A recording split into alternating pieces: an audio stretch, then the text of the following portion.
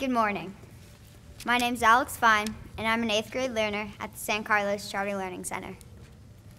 A little over a year ago, when I was at sleepaway camp, Chris Mahoney contacted our family, letting us know a 7th grade spot opened up for us. At first, my mom was hesitant. She didn't know if it made sense to switch schools so far along. When my mom visited, she fell in love with charter. And when I came home from camp, they shared the news, and I figured I'd give it a try. The first day of school, exactly a year ago, I too fell in love with charter. From the teachers to the students, I thought it was amazing. But what appealed to me most was the project-based teaching styles and energy in the classroom. The SCCLC's curriculum is based on collaborative group work and large projects. For example, our PLP projects. The personal learning projects are a year-round project that lets learners explore their own interests and passions. For my PLP, I teamed up with a friend to create a company, Harvix. Harvix is an internet-based company that includes a search engine designed for students. I wouldn't have put so much effort into such a big project if it wasn't for Charter's emphasis on teamwork, self-exploration, and risk-taking. Raise your hand if your job requires group work. That's almost all of you. So why shouldn't school projects also be done in groups so that you can be prepared to go into the world? That is exactly what Charter realized. That once you leave school, everything is done in a group. That's why Charter's curriculum is so heavily steeped in teamwork. In addition to project-based learning, they also have an amazing teacher community. The teachers at Charter are devoted to helping you achieve your potential.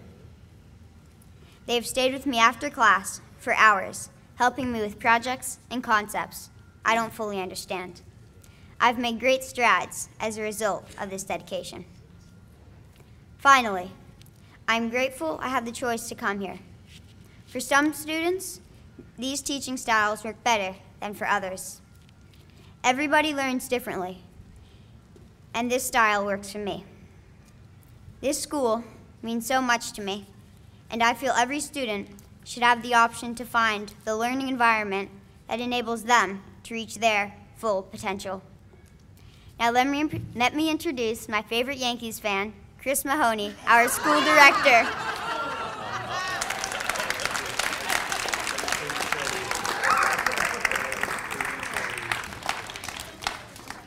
As someone who was born and raised in Boston, that last comment, disturbing to say the least. Welcome to the San Carlos Charter Learning Center. We're here to commemorate the 20th anniversary of the California Charter School Movement, and I want to thank everyone at the California Charter School Association who worked so hard to help organize this event. A special thank you also goes out to Don Shalvey, who's one of the founders of CLC, as well as a founder of the Aspire School Network. Currently, Don serves as Deputy Director for the Bill and Melinda Gates Foundation's U.S. Programs Education Initiative. I'd also like to welcome both Ted Lempert and Diane Tavenner.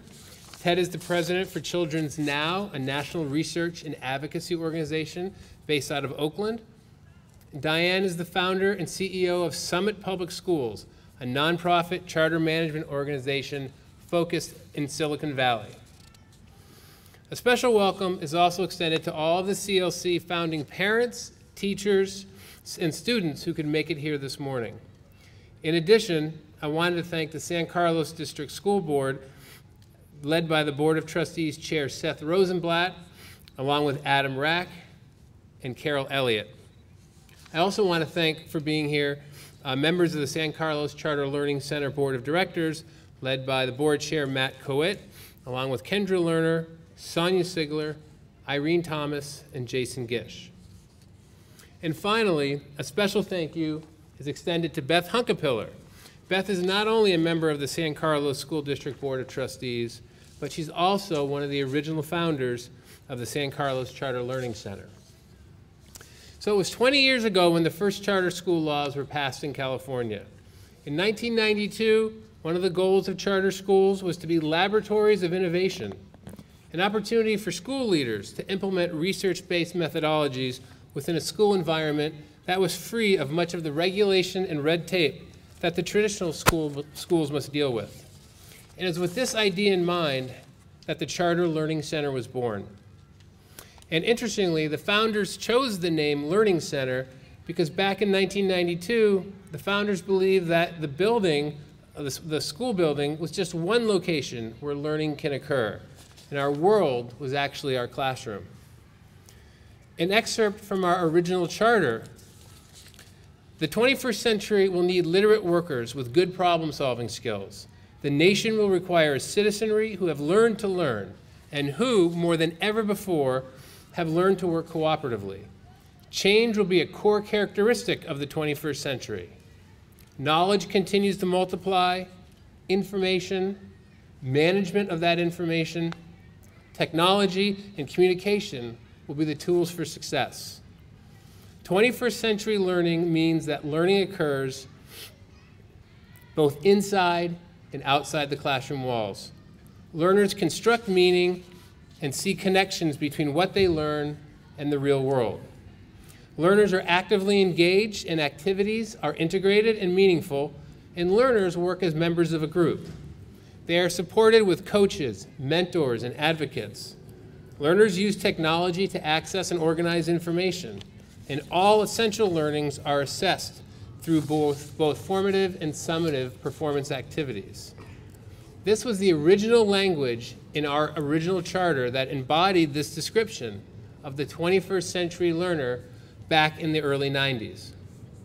Such vision and foresight, led by Don Shalvey and Beth Hunkapiller, was the fuel that propelled our school community and pushed us to continue to innovate and explore and push boundaries with how children learn.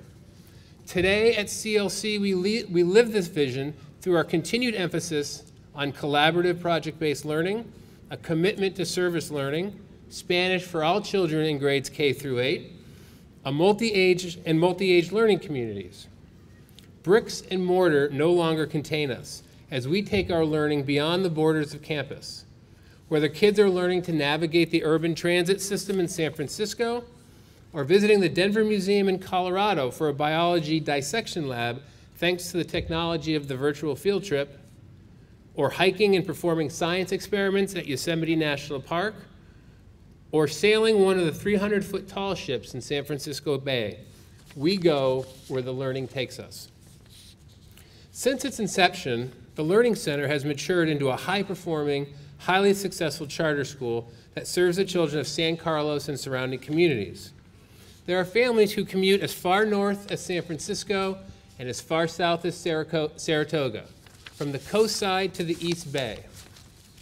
And through all of our growing pains, as a community, we see how our success as a charter school is really tied to that collaborative relationship that we have with the San Carlos School District. Our charter school continues to thrive not only because of the support and hard work of our community, but also because of the strong support that CLC receives from the school district, from its board of trustees, from the teachers and other staff who work within the different schools here in San Carlos, and from the general public at large who see CLC as a valuable part of that San Carlos educational experience that we offer our kids. I am hopeful for a future where charter schools and their school districts, whenever possible, collaborate and work together for the collective benefit of all children within our communities. It is simply a waste of resources and energy to create a climate where charter schools and school districts feel the need to work at cross purposes. It is the responsibility of every charter school, as stewards of public education, to provide a high-quality educational experience for our kids. And whenever possible, charter schools should try to work collaboratively with school districts, whether it's for classroom space, shared use of facilities, collaboration on the academic program. Both charters and school districts can learn from each other. I feel that Charter Learning Center and the San Carlos School District embodies that kind of collaboration that other charter schools and other districts around the state can learn from. I hope to see more of this collaboration in the near future. Our school serves families by offering a unique learning experience for children. We offer multi-age, technology-rich, project-based learning. They're supported by a comprehensive social and emotional learning component that helps improve the quality of collaboration, problem solving, and conflict resolution. As our charter describes, we offer a dawn to dusk learning experience where kids can come to school for a full day and continue their learning in our after-school EduCare program. By the time kids graduate from the 8th grade, our learners are not only intellectually capable, but they have the emotional resilience and interpersonal skills to manage many of the challenges that they will face in high school. This unique school program, along with the engaging parent participation component, helps to make Charter Learning Center a true community school where educators, parents, and the larger community share in the responsibility of helping our children to learn. I would like to introduce right now Jed Wallace, President and CEO of the California Charter Schools Association. Jed began his career in public education as a teacher at Hooper Avenue Elementary School. He served there for 7 years, established a successful school within the school that became the basis for an effort to convert Hooper Avenue to a charter status. He later worked in the office of the superintendent at San Diego City Schools, where among other duties, he was responsible for the oversight of 22 district charter schools. Immediately before coming to the association, Jed served as Chief Operating Officer of High Tech High, when the charter network grew from 1 school serving 400 students into 8 schools serving more than 3,000. Ladies and gentlemen, it is my pleasure to introduce Jed Wallace. Thank you. Thank you very much, Chris. Thank you very much, Alex. Thank you very much to the entire San Carlos Learning Center community for hosting us today. You are a shining example of what the charter school movement is all about, and it's phenomenal to be able to celebrate the 20th anniversary in a setting where you are all here. Thank you also to the other speakers that have already been mentioned. It's phenomenal to have you all here. We are also very happy to have folks from our member council who are here, including Cameron Curry, who has come all the way from San Diego County. And we also have John Glover, who is on our member council, school leaders that provide leadership and input about what the association should be focusing on as we move forward. We also want to recognize Debbie Look, who is here she is the senior field representative from Joan Buchanan's office, the assembly member from the area. Thank you very much, Debbie, for being here. And congratulations to Ms. Buchanan on becoming the chair of the Assembly Ed Committee in the legislature. It's phenomenal to have you here today. We are looking at the 20th anniversary as a unique opportunity for us to be able to both look back and to see where we have come from and to reconnect with our roots, as well as to look forward and to see what the charter school movement will bring to California going forward. When the original California charter school law passed, it was seen to be something that would introduce competition, introduce innovation, and introduce the empowerment of teachers and parents, potentially from across the state. But what was unknown was to what extent would those ideas resonate with the stakeholders within public education. And a few early moving schools, such as San Carlos Learning Center, went first. And what we saw is that when those schools got started, they resonated with people from all walks of life. And people began to see the possible. People began to see that schools that are freed up from regulation and red tape are able to do the common sense things that many public schools simply can't do, and they're also able to do the innovative things that our new economy requires. And so what happened is that people would visit schools like this and say, I can do it myself. I can open up a school myself. Or I can set up an organization that will operate multiple schools like this. And so over a 20-year period, we have seen the charter school movement grow to where we are today, where as of last year, we had 982 schools operating in the state of California, serving approximately 413,000 students. And people wonder, how is it that this progress is being made? How is it that society continues to embrace charter schools at ever-growing levels and ever-growing numbers? And I think that a lot of it comes down to the simple word of mouth.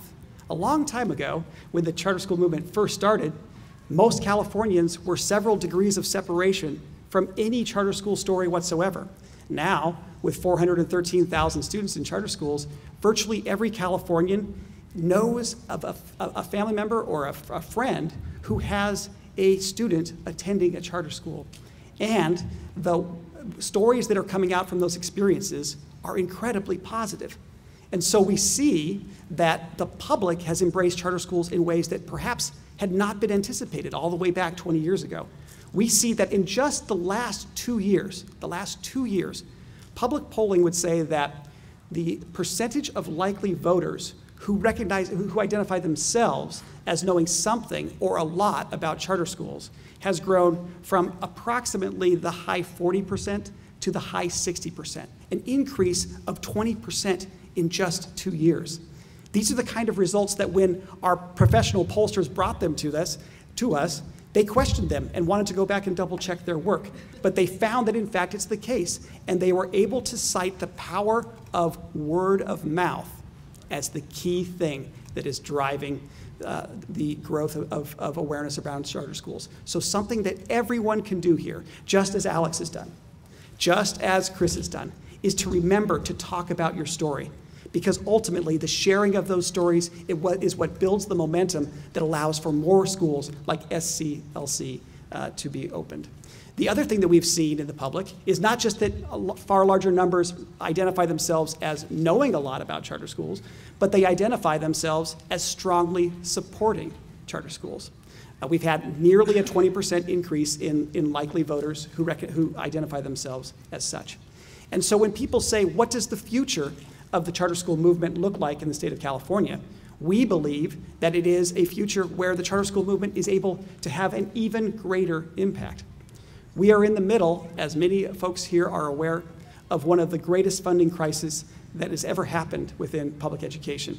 And the need we have within our public education system to innovate new solutions is incredibly important. And if we were to look, where in the landscape are we finding the bold new innovations happening? What is the engine that is driving reform within our public education system? What might have the answers to the desperately posed questions about how public education will continue to evolve in this very challenging landscape? I believe that at a broad level, it is becoming recognized that the charter school movement is the place you turn to find those answers. And so as California has looked to charter schools in this way, they've placed ever more responsibility. A great societal bet is being placed upon the charter school movement. And I believe that the charter school movement is standing up to meet the responsibilities of such a movement that will be having greater impact going forward. So if I were to focus going forward on what we must keep front and center, it is that the charter school movement is about high degrees of flexibility and freedom in exchange for high levels of accountability for results. And we are seeing across this state how California's charter schools are in fact embracing that accountability and holding our own accountable and looking to policymakers to find creative ways to make sure that that high level of accountability is within charter schools so that ultimately one day it will be in place for all of California's public schools. I could share many more comments, but I'm going to restrain myself because we have some of the most knowledgeable and visionary folks that are here today with me. One of the most visionary is Don Shalvey. Don has been a personal mentor to me. He's been an inspiration to literally thousands of people. And he is, I think, a shining example of what the charter school movement is all about. You find a way earlier in your career, just like my father, having spent many, many years in the public education system, desperate for an opportunity to do something better. Don, being as entrepreneurial as he was, recognized perhaps earlier than almost anybody else what opportunities there were within the charter school movement. And he helped here create the first proof point. And here he saw what was possible, and that allowed him to think, oh, what more can be done? And he then went on to set up another organization that he can tell you about himself that did incredible work, but also to inspire policymakers, to inspire our foundations and others to realize that this is a unique opportunity and must be cultivated as much as possible. And in the process, Don has brought literally thousands of people into this movement who have been able to make a very big impact on behalf of students. I thank you again all for being here. And Don, I would love to have you come up at this point.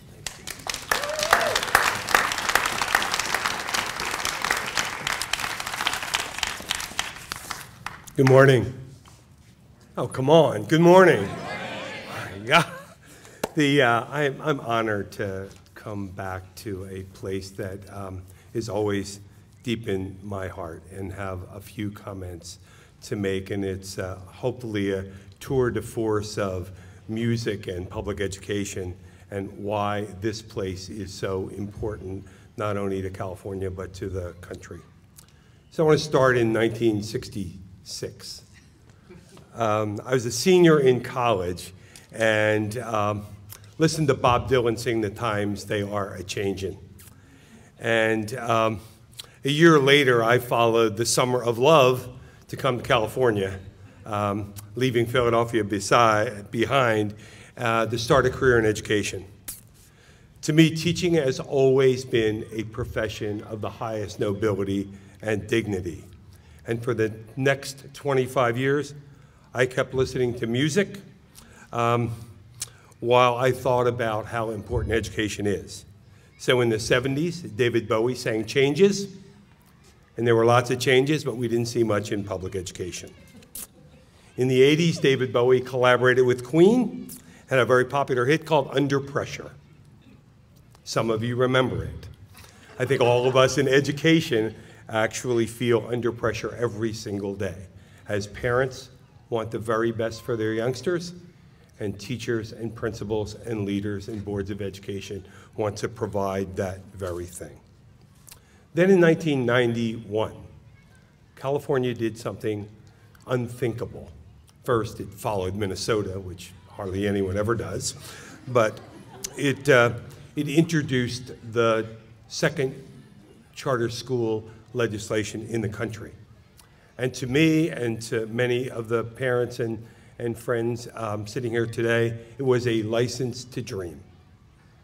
And if any of you have ever taught, most of you have been parents, all of you students who sit there, you have all thought at one time, if I could design my own school, if I could do this, what would be possible? And in 1991, that possibility became a reality. And where better to have a reality take hold than in the city of San Carlos and in the San Carlos School District. I felt honored to be the superintendent in this system where the belief of the community was that innovation was important and that schooling ought to be a place where kids have fun.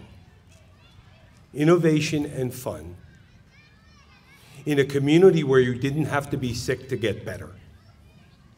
That was the most important piece about doing this school. In a place where the community understood fun was important and that the best companies have good research and development labs. And the opportunity to learn from one another was key. So the San Carlos Charter Learning Center, quite frankly, was a gift the community gave itself through the courage of a board and the inspiration of a community. I would tell you it wasn't easy. Some of you who are sitting here today know it wasn't easy. The guidelines were fuzzy. The criticism was strong. And if there were a song title that best described life in the San Carlos Charter Learning Center in the district in those days, it was Annie Lennox's hit, "Walking on Broken Glass." Because I think that's pretty much what we were all doing in those days.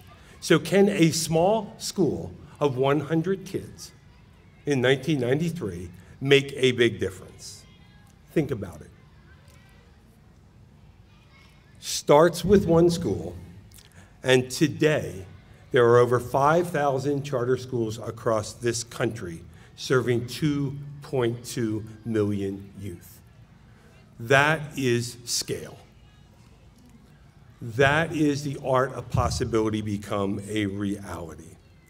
Charter schools in this space, to my belief, have increased entrepreneurship in what could always been considered a bureaucratic profession. It's added creative delivery, and it created new entrants into the field of education. Education is now a more noble, more dignified, more inviting profession to more young people than we saw prior to the charter school movement. Do I think charter schools are the solution? No, no. And here's why I don't. There are 2.2 million youngsters in charter schools. There are 1.6 million kids in homeschool. There are 55 million kids across this country. Charters are a small and significant part of the suite of opportunities for youth. 20 years later, what do I see? The times have changed. Bob Dylan and David Bowie were right. Stephen Pryor started as a principal in a charter school, as did John King at Roxbury Prep. Those two individuals are now the chief state schools officers in Connecticut and New York. Guys like me get the chance to work with Bill and Melinda Gates and Warren Buffett. Who would have thought that that was possible? We now see more common ground than battleground in the desire to have every youngster do what they love and earn what they need. I have the privilege now of working in an initiative across the country where 16 large urban school systems and their boards of education have formal compacts to work closely with the charter schools in their districts. What spawned here with a board of education and a community and a group of education pioneers and entrepreneurs is now spreading, and it's spreading in significant ways. So now if I were to talk about the lyrics of what I see, brighter, I'll sort of move to country rock and a Diamond Rio song that starts out by saying, I'd start walking your way and you'd start walking mine. We'd meet in the middle near an old Georgia pine. We gain a lot of ground because we both give a little. There ain't no road too long when you meet in the middle. And school systems are understanding that these purposeful laboratories are in the interest of every youngster in their community. So I kind of want to shift my closing remarks from rock and roll and country rock to the Broadway musical. Why not? I could never get the SCCLC to do a Broadway musical on every grade level, but I'm not going to stop trying. Stephen Sondheim's beautiful musical called Into the Woods is a sort of tribute about what life is like growing up as a youngster. And there are lyrics in one song that says, careful the things you do, children will listen. Careful of the things you say, children will see. Children will look to you for which way to turn. Children all over the country have looked and listened to what was started right here. And to that I say to all of you, job well done, and congratulations to the San Carlos Charter Learning Center. Thanks so much.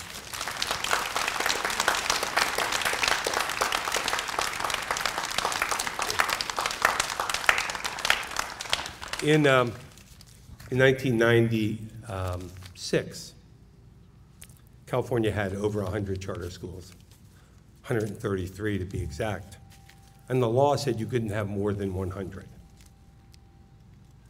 And there was all of this notion as to whether or not the families all over the state who wanted the opportunity to have a charter could actually have one. And they were stuck, capped at roughly 100 schools.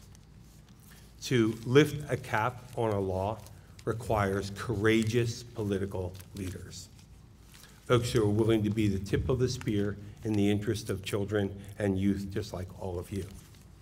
And to that end, a few of us at that time turned to our local assembly member and very good friend who said, like he always did, if there's something that needs to be done, I'll get it done. And as a result of Ted Lempert's work, 2 years later, Governor Pete Wilson came to this very spot and signed AB 544 into law. And as a result of that law, there are now 900 plus charter schools in California. That would not have been possible without a very courageous San Carlin to look out for not only the interest of all of you, but for every youngster in California. And that's why I'm so honored to introduce Ted Lempert.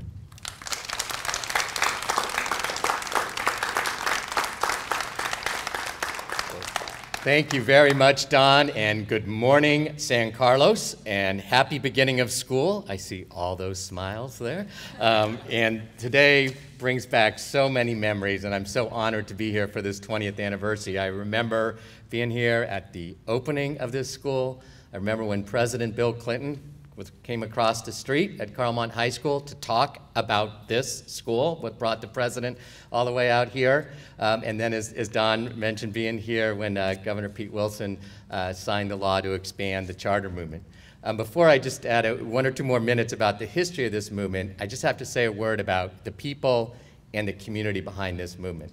And the guy that introduced me is not just the father of the charter school movement in California, but a role model for me and so many others here. Because you will not meet someone who is more optimistic, who is more passionate, and is like, always says, why not? Rather than, we can't do that. And Don, not only I, but so many of us here, but more importantly, literally millions of kids across the country owe a gratitude to you and your leadership. Thank you.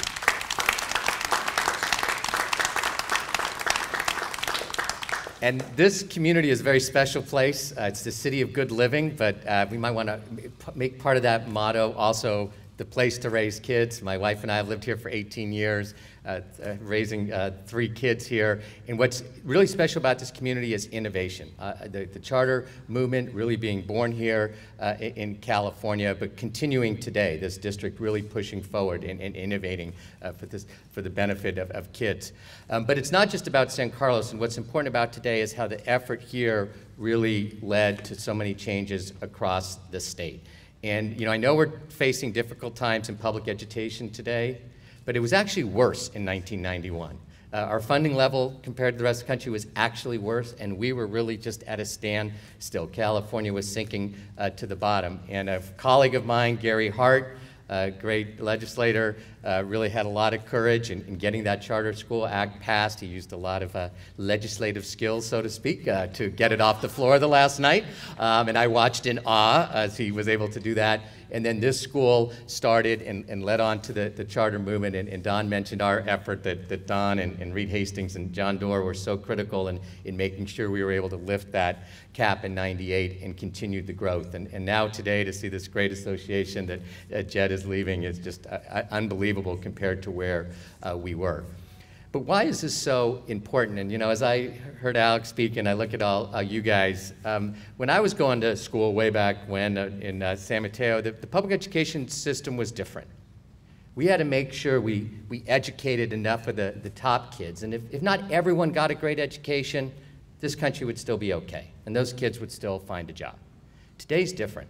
We have to make sure that every single child going to school reaches their full potential and really is able to compete in today's economy. And after I heard Alex speak and knowing some of you guys, I'm not worried about the kids at this school, but what I'm really wondering is how are we going to make sure that all the 6.5 million kids in this state are ready for the future, because we need every single one of them. And that's what's so key about the charter movement, because what the charter movement has said is, wow, that's a difficult task, but we're going to figure it out, and we're going to innovate, and we're going to show how we can make sure that every single child can be a success. And those models that have grown, and you're going to hear from Diane in a minute, are really showing the path to make sure that we can ensure that, in the words of our motto at Children Now, every child has the opportunity to reach their full potential. And what the charter movement, not just the great schools that have been built, but its influence on the traditional public schools. And my oldest daughter goes to Sequoia High School. That is a better school today because of the charter movement and the charter schools here. So it's not just the charters themselves, but the impact it's had on the whole system to say you need to get better, you need to say why your school is special, and you need to make sure that every kid gets a great education. So I am just thrilled to see the progress of this movement, the leadership today, to continue on, not just building great models and great schools like this one, but making sure that the movement touches and improves all the schools in this state and has an impact on every kid. So with that, I have a great honor. School board members don't get enough credit, and I know there's several here, and so I'm thrilled to get to introduce a San Carlos school board member, and Beth Hunkapiller has devoted hours and, well, not hours, days, months, years to the San Carlos School Board. But she's also, in her quiet but very forceful way, been a leader for the charter movement in California and nationally, and spending several years commuting up and back to Sacramento to work for the charter movement in the Department of Education. So she is a quiet hero, a great friend, and someone who deserves so much credit for this community, but really the charter movement statewide. Beth Hunkapiller.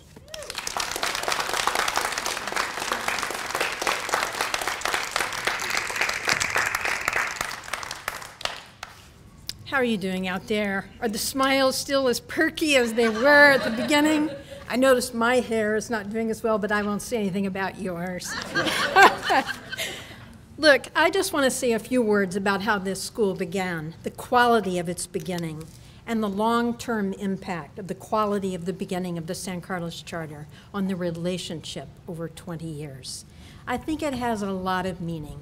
You know, originally, the charter movement was conceived of as an innovation that would impact schools within districts, and the innovation would not be one that existed outside the public school system. In fact, you know, with independent charter schools, 501c3s, and the divisions that have developed, many charters, and maybe there are advantages. I certainly know 501c3s and the Aspire charter management organization that operates in Stockton, Los Angeles, and you know, the Bay Area in Oakland, and know the value of independent operation, and this charter as evolution has led it to 501c3 status. But what I am trying to say is that I think the original concept was that the charter would be a part of the district, and you know, the things we heard were that this was the best thing to happen in 25 years, and this school needed to succeed. Not so much because I have here in my notes, you know, this school was about making good schools better in San Carlos. It wasn't so much that this community needed a charter school. And I have the saying, you don't have to be sick to get better, sticks with me as the spirit of what was going on with the formation of the school here. The importance of this school succeeding was about the importance of the charter movement succeeding, so that children in LA who are in schools that were failing them could have choice. And there are other parts, I don't mean to pick on Los Angeles, there are other areas in the Central Valley, and kids in poverty are in need of choice. But in this district, Don is honest, there is resistance, but Beth, can you tilt the mic a little bit? sure, I'm sorry that I'm not so, I'll always have been soft. The importance is that in San Carlos district schools, we were trying to break the mold and develop a school that operated differently from all others. I mean, we adults went to schools, in schools that operated like schools in the 19th century, and most of what we've known are these same schools we always seem to have. And what is interesting in San Carlos is that today we have a district, a community that is determined to have schools like this through the community of San Carlos. And it is interesting to me that we've come full circle. And it's not that the Charter Learning Center vision presaged what all of San Carlos wants today. I mean, there are people who are thinking innovatively today, and they are not emulating what happened at the Charter. But what I think happened with the 70 people who worked on the curriculum committee and the vision that came out of that is that it was so true to a cross-district group that represented the community and truly reflective that today the vision holds, and it is in keeping, it is consistent with what is true to this community's values. The people who were involved in the original group were flexible, creative, challenging, and complex people. Some of the Silicon Valley's fastest moving, farthest thinking folks. My head totally spun in their midst, and their work modeled what they hoped their children, how they hoped their children could learn. So when I listened to our talk about moving our children further into the 21st century, we technically are there. I just see the vision of the San Carlos Charter Learning Center, because the parents, the founders of the charter, wanted project-based work for their students that had relevance beyond school. They wanted audiences for demonstration of student learning.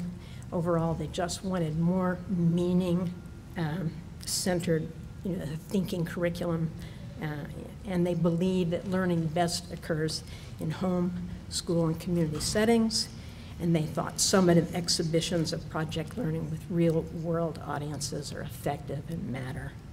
They thought home and school connections are powerful, and the more, the better. And they believe technology is a tool for learning and communication in the lives of students, teachers, and administrators. That this school has been a lab school and a signpost of where the community and its parents wanted its schools to go in the future is crystal clear to me. And I just see all over the district that parents want engaging instruction that matters for their children. So I'm very proud of all of you because you thought of it first, because you had a representative group of people who came together. And I'd like to share a few of my memories that stand out in the history of this school. As I've already mentioned, a vision document that was beautifully written by Carol Whiteley, chief editor, writer, polisher, formerly a Syntex sales rep. This vision didn't change for 19 years. Kim Axelrod, an HP employee, mother of twins, pregnant, had a 3-year-old. She's gone. I think she's in Oregon today? Seattle. A grant we wrote that funded $70,000 and allowed the school a first year of vitally, desperately, if I could say, needed funding because there were no planning grants at the time. I'm thinking of the reporter from the Mercury News who reached me and asked me a great provocative question. Now, will these funds just be disappearing into the general fund of the school district? Today, schools get $600,000 of startup funding. And I recall vividly President and Mrs. Nixon's visit to the San Carlos Charter Learning Center this Saturday morning in 1997, when they left their daughter, Chelsea, at Stanford to begin her freshman year. Mrs. Clinton was red-eyed, and she explained why. She's just like any mother, well, she was, leaving her firstborn at school. And I've been reminded that President Clinton, who was at the CLC to announce federal support of charter schools, noted the most important person in the room was then Superintendent Don Shalvey, because he said instructional leaders, superintendents, make the most important difference in school systems reforming for students. And then, as you already have heard, that same year, Don Shalvey, Reed Hastings, others, worked with Ted to lift the cap on charter schools. And this is a most fortuitous thing, because California was less careful with the innovation and with the capital. Other states were far more careful in vetting charter schools before they started. But I view it as fortuitous now for California to have almost 1,000 charter schools, more than any other state, at a time California funding is strangling startup charter schools, if not all of its schools. And Don was a most significant leader, and as many people have noted, in the 90s, taking a whole district, a system of excited, involved people, parents, teachers, classified employees, through a learning and a change process, providing them with support, an enormous amount of professional development funding in the years that followed, with new initiatives, a dizzying number of balls in the air. You know, some said it was too much. Others tolerated the messiness and the ambiguity and said, throw the spaghetti on the wall and we'll see what sticks. A lot more than one planned startup charter was in this mix. A whole district was. That was the point. The point was the impact on a school district that wasn't sick but could get better and be more innovative for its children. I heard Bill Gates start a keynote speech in 2010, just one more anecdote. And he was talking to the National Alliance for Public Charter Schools in Chicago. And he said he was trying to prepare, and you know, he's thinking about his audience, and he thought, well, they're like Don Shalvey. And then he said, no, if they were, the room would explode. The charter movement is filled with people who innovate. But my point today is really that Don was a fantastic leader, and superintendents need to be, as President Clinton noted. But where I started is where I want to end. This community, as Ted said, and Diane Tavenner is going to talk about when she discusses innovation, was receptive beyond belief. And districts need to allow parents to cluster and lead and support teachers through training so that innovation can be the leading edge of change in districts. What I am most excited about in the community of San Carlos is that, not to credit the school entirely, but a systemic change process that has never stopped giving. The gift was to unleash a community to think about the future it wanted for its students, its children's learning. And I really think the proof is in the desire parents across this community have for 21st century learning today. Thank you.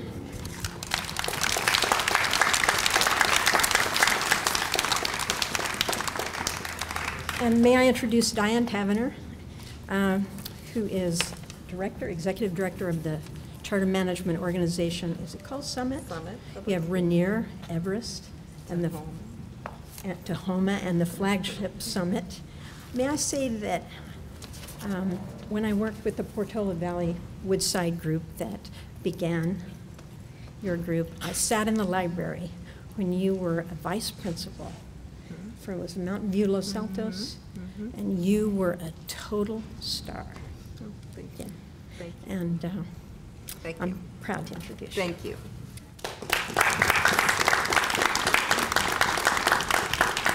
I hope we all wore our sunblock this morning. It's a spectacular morning here. I am completely honored and humbled to be here, and I suspect that I feel a little bit like all of you at this point, like we've been droning on for too long. And you guys are used to group work and projects and things. So I have good news, I'm the last one, and then we'll get up and move. But I suspect you also feel the same way I do, which is very grateful to the people who've gone before you and the people who are sitting here. Because the work I do at Summit simply would not have been an option or a possibility had it not been for the folks who you've just heard from and who are sitting here today. They made possible the ability for an organization like Summit to come into being, and it was a full 10 years after the pioneers here started this school. And so my deepest and humblest thanks for the work that you have done to make possible what we are doing in California and across the nation. And I think it's so appropriate that this started here in Silicon Valley, and that we're here in Silicon Valley today, which is arguably the world's most innovative and creative region. A place where every single day companies like Apple are innovative and creating ways that will continually and fundamentally change the human experience. Silicon Valley is also a place where schools and organizations are innovating and creating a fundamentally different schooling experience. The original promise of charter schools was to be laboratories of innovation. And what a smart idea that was. Was that your idea, Dawn? All the best ideas come from Dawn. As students of innovation, what we know is that innovation rarely occurs in a large, established bureaucratic system. Rather, innovation first catches light on the outside in small spaces that can move quickly and be very reactive. And once nurtured and grown to size, where it cannot be extinguished, it skips back into the larger system. Summit and the schools that I lead are great examples, like this example, of charters as laboratories of innovation. 10 years ago, when we launched Summit, we leveraged the control that we had afforded to charter schools over our curriculum and our program design to create an intercession, a really unique, different, innovative model of giving students the opportunity to truly do hands-on work in their community, to follow their passions and pursue those at great depth for 8 full weeks, 2 full months of the school year. That our kids go into the community, whether it be in intense internships at NASA and Tesla, or it be in 32 of our partners in the community, where they go and pursue their passions in the arts and sciences and government and whatever it is that they want to do.